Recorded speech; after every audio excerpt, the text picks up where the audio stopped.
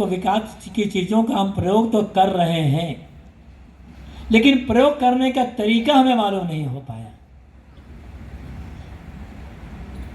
जिन साधनों का उपयोग करके हम देवत्व तक, बुद्धत्व तक, शिवत्व तक ऊपर पहुंच सकते थे, उन्हीं साधनों का प्रयोग करके आज हम नीचे गिरते चले जा रहे हैं। शारीरिक बीमारियां तो बहुत बढ़ ही गई है।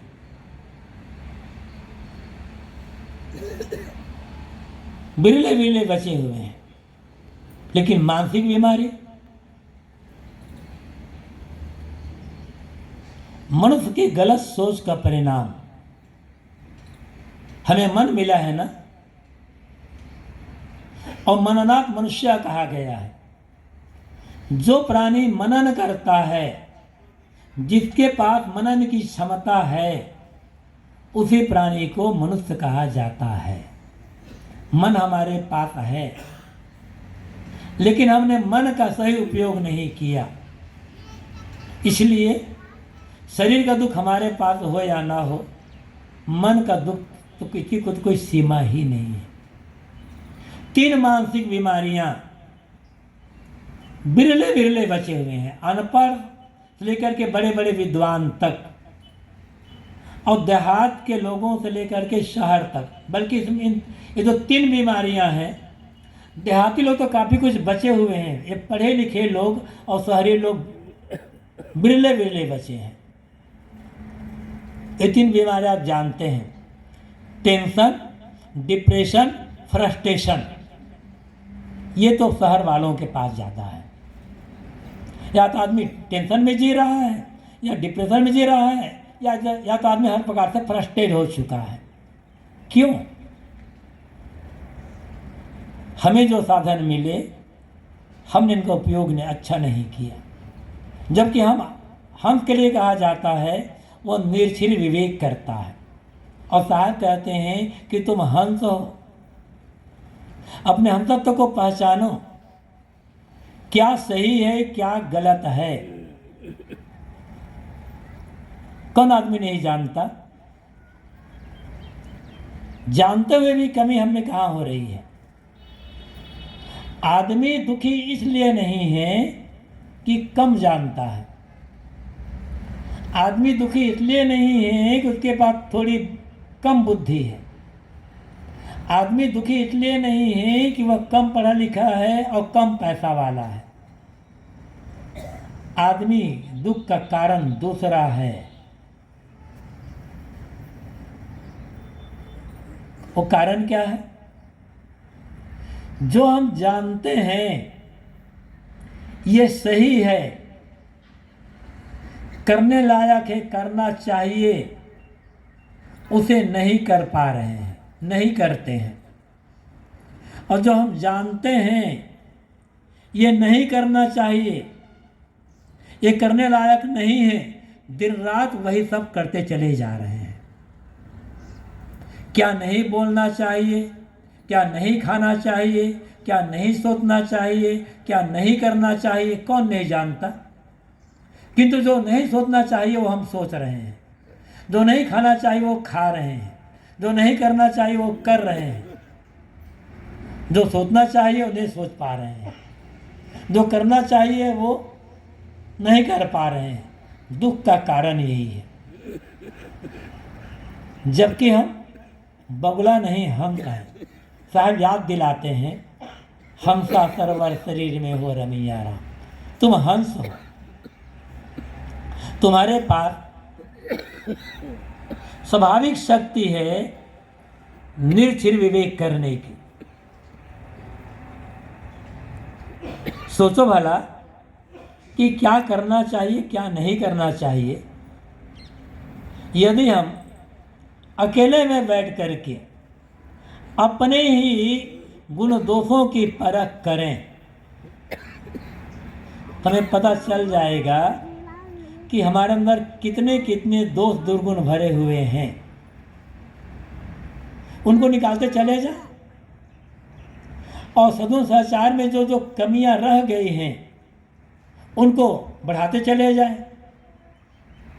कल्याण तो अपने आप हो जाएगा। तो साहब कहते हैं कि तुम हंस हो, और हंस के लिए कहा जाता है कि हंस मोती चुगता है। मनुष्य का मनुष्यत्व है वह ज्ञान के सद्गुणों के मोती चुगे। आदमी पूजनी धन के कारण से नहीं होता है, आदमी पूजनी विद्या के कारण से नहीं होता है, और आदमी पूजनी पद के कारण से भी नहीं होता है। धन के कारण से, विद्या के कारण से और पद के कारण से आदमी आदरणीय हो सकता है, होता है, सम्माननीय होता है, पूजनीय नहीं होता। पूजनीय होता है आदमी सद्गुण सहज और त्याग के बल पर। जितना जीवन में सद्गुण आएगा, सदाचार आएगा, जितना त्याग आएगा, चरित्र उज्जवल होगा, आदमी उतना पूजनीय होता चला जाएगा। यद्यपि वो पूजनीय होने के लिए नहीं करता है, जीने के लिए करता है। यदि हम पूजनीय होने के लिए त्याग करते हैं तो त्याग दिखावा बन करके रह जाएगा, फिर वो त्याग हमारे सुख का, हमारे शांति का कारण नहीं बनेगा।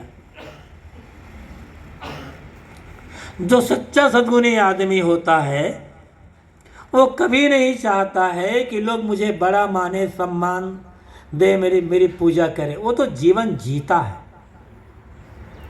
हमें लगता है कि इनकी संगति में रहकर, इनकी भक्ति आराधना करके हमारा भी कल्याण हो सकता है, तो हम स्वाभाविक रूप से उनके प्रति भक्ति भावना रखते हैं, उनकी पूजा आराधना करते हैं।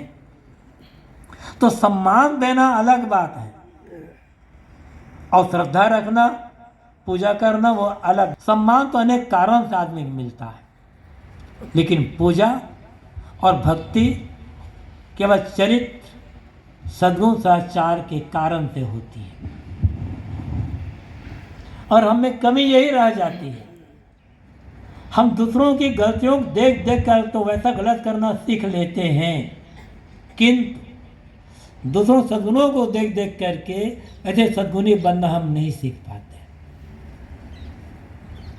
हम कहते हैं हाँ जी, हम सद्गुणी न बने तो क्या फर्क पड़ेगा, हम दान न करें तो क्या फर्क पड़ेगा, हम सत्य न बोले तो क्या फर्क पड़ेगा, हमने ठेका थोड़े नहीं रखा है। कोई ये नहीं कहता है मैं धनवान न बनूं तो क्या फर्क पड़ेगा, मैं ठेका थोड़ा है मेरे पास कि मैं धनवान बनूं, या नहीं सोचेगा। भौतिक वस्तुओं में आदमी कभी नहीं सोचता है, सोचता है उसके लिए जिसके कारण उसके जीवन का निर्माण होता है।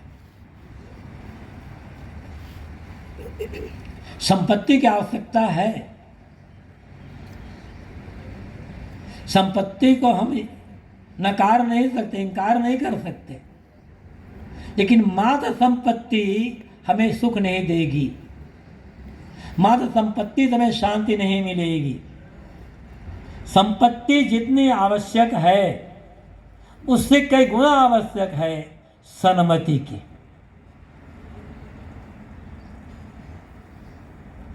और सन्मति के लिए हमारे पास कोई समय ही नहीं है। जब हमारा देश गुलाम था, अंग्रेजों का अधीन, हमारे राजनेता आज़ादी की लड़ाई लड़ रहे थे, कितने तो शहीद हो गए। और उस समय बड़ी भयंकर गरीबी थी। गरीबी तो आज भी है, लेकिन उस समय की गरीबी पढ़ें तो एकदम दिल दहल जाता है, ऐसी गरीबी थी। उस गरीबी के ज़माने में गांधी जी प्रार्थना कर सकते थे, ईश्वर अल्लाह तेरे नाम सबको संपत्ति दे भगवान, तो क्या बिगड़ता। सबको संपत्ति दे देते भगवान, सब खुशी हो जाते, सब सुखी हो जाते। लेकिन गांधी जी ये प्रार्थना नहीं करते कि ईश्वर अल्लाह तेरे नाम सबको संपत्ति दे भगवान, कहते हैं सबको सन्मति दे भगवान। सन्मति के अभाव में संपत्ति केवल विनाश का कारण बनेगी। विद्या विवादाय धनम मदाय शक्ति परेशान परिपीडनाय खलक साधु विपरीत में तत् ज्ञानाय दानाय च रक्षणाय। जो दुर्मति मनुष्य हैं उनके पास विद्या विवाद का कारण बनती है, शक्ति पर पीड़न का कारण बनती है, और धन संपत्ति अहंकार के कारण बनते हैं। किंतु जिनके पास सन्मति है वहाँ विद्या ज्ञान का कारण, शक्ति रक्षा का कारण और धन दान का कारण बनते हैं। चीज वही है। इसलिए आज हम संपत्ति पीछे बेतहाशा भागे जा रहे हैं। संपत्ति की आवश्यकता, पदे पदे आवश्यकता संपत्ति की। आज संपत्ति पैसे के बिना हम एक कदम भी आगे नहीं बढ़ सकते। आवश्यकता है, किंतु जब हम संपत्ति को केंद्र में मान लेते हैं, जीवन का लक्ष्य मान लेते हैं, तो सारा अनर्थ यहीं से पैदा होता है। आज जिसके पास धन है और धन के बल पर जो जिन्होंने पद को भी खरीद लिया, हम मानते हैं वो बहुत सौभाग्यशाली आदमी है, उनकी प्रतिष्ठा होती है। फिर उसको देख करके हम भी जायज मजाज तरीके से संपत्ति और पद पाना चाहते हैं। फिर दूसरे की सुख सुविधा का कोई ध्यान नहीं रख पाते और अंत में हमें नरक भोगना पड़ता है। संपत्ति को जब तक हम केंद्र में रखेंगे, न मिलादबाजी रुकेगी, न काला बाजारी रुकेगी, न ही घूत रुकेगा, न गबन घोटाला रुकेंगे, न और कोई गलत काम रुकेंगे।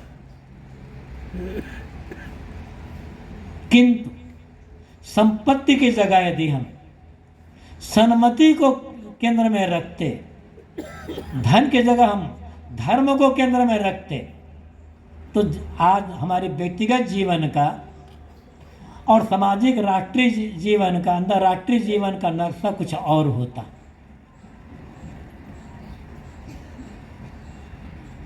लेकिन हम भूल गए, सुख का सारा केंद्र, सुख का सारा साधन हमने केवल मात्र और मात्र संपत्ति को माना। सारी समस्याओं की जड़ यहाँ है।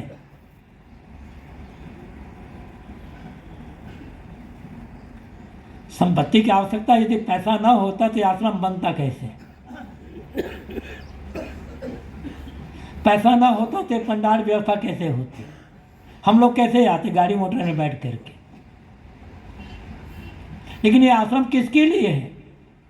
ये आश्रम, हम इस आश्रम बैठे इसलिए हम इसकी बात नहीं कर रहा हूँ। जितने भी आश्रम बने हुए हैं, जितने भी मठ मंदिर बने हुए हैं, वो किस लिए? क्या मात्र संपत्ति बटोरने के लिए? नहीं, धर्म का प्रचार करने के लिए, सद्बुद्धि का, सन्मति का प्रचार करने के लिए, संदेश देने के लिए। मनुष्य मनुष्य के बीच धन को लेकर, वर्ण जाति को लेकर, तमाम बातों को लेकर के जो खाई पैदा हो गई है, इस खाई को पाट करके मनुष्य मनुष्य के बीच समता, एकता, भाईचारा का व्यवहार का संदेश मिले, इसके लिए मठ मंदिर बने और बन रहे हैं। मनुष्य भौतिक धरातल से ऊपर उठ करके आध्यात्मिक धरातल की ओर यात्रा करे, दैहिक धरातल से उठ करके आत्मिक धरातल की ओर यात्रा करते हुए वहाँ पहुँचे और वहाँ पहुँच करके वो पूर्ण मानसिक शांति, संतोष, सुख का अनुभव करे। इसी संदेश देने के लिए मठ मंदिर का निर्माण होता है। किंतु हम भूल जाते हैं और भटक जाते हैं। थोड़ी सी बात कड़वी है, लेकिन हकीकत तो है। मैं यहाँ की बात नहीं कर रहा हूँ, सार्वजनिक पूरे भारत में कहीं भी चले जाए। हम पढ़ते हैं इतिहास में, धर्म ग्रंथों में, एक जमाना वह था जब राजा महाराजा जंगल में निवास करने वाले ऋषि मुनि संतों के पास जाते थे मार्गदर्शन प्राप्त करने के लिए, उनके चरणों में झुकते थे और वहाँ से मार्गदर्शन प्राप्त करके शासन व्यवस्था करते थे। तो उस एक जमाना वो था जब राजा महाराजा जो कहलाने वाले लोग, जो शासक वर्ग है, ऋषि मुनि संत महात्माओं के पीछे घूमते थे। क्यों? उन्हें रात तो चलाना ही था, लेकिन ये ध्यान रखा जाता था कि जनता में धर्म का संदेश जाए, सन्मति का संदेश जाए, जनता सुखी हो। इस शिक्षा प्राप्त करने के लिए वे राजा महाराजा संत ऋषि मुनि के पीछे पीछे घूमते थे। आज जमाना बदला, आज संत महात्मा मंत्रों के पीछे पीछे घूम रहे हैं कि हमें धन मिल जाए। जमाना बदल गया है ना। हमने धर्म की जगह धन को केंद्र में रख लिया। पहले के राजा महाराजा वो आज के मंत्री, चाहे वो किसी भी पार्टी वाले हों, क्यों जाते हम? धर्म की वृद्धि के लिए। यदि आदमी त्याग, सेवा और साधना पथ पर चले तो अपने आप धन आ जाता है। बाद में ये कह रहा था कि धन की आवश्यकता है, पदे पदे है, लेकिन धन केंद्र में नहीं है। धन जीवन का उद्देश्य नहीं है। केंद्र में होना चाहिए धर्म को। और धर्म का मतलब ये हिंदू, मुसलमान, बौद्ध, जैन, ईसाई, यहूदी, पारसी, ये नहीं। धर्म का मतलब पूजा पाठ, नाम जप, कथा कीर्तन, अखंड जागरण, अखंड पाठ, ये नहीं है। धर्म का मतलब अमुक प्रकार की उपासना पद्धति, ये नहीं है। धर्म का मतलब है नैतिकता। धर्म का मतलब है सदाचार। धर्म का मतलब है सद्गुण। धर्म का मतलब है मानवीय एकता, मानवीय भाईचारा, प्रेम का व्यवहार। और आज हम इसी को भूलते जा रहे हैं। इसीलिए तमाम समस्याएं हमारे व्यक्तिगत जीवन में, सामाजिक जीवन में, राष्ट्रीय और अंतर्राष्ट्रीय जीवन में आती चली जा रही है।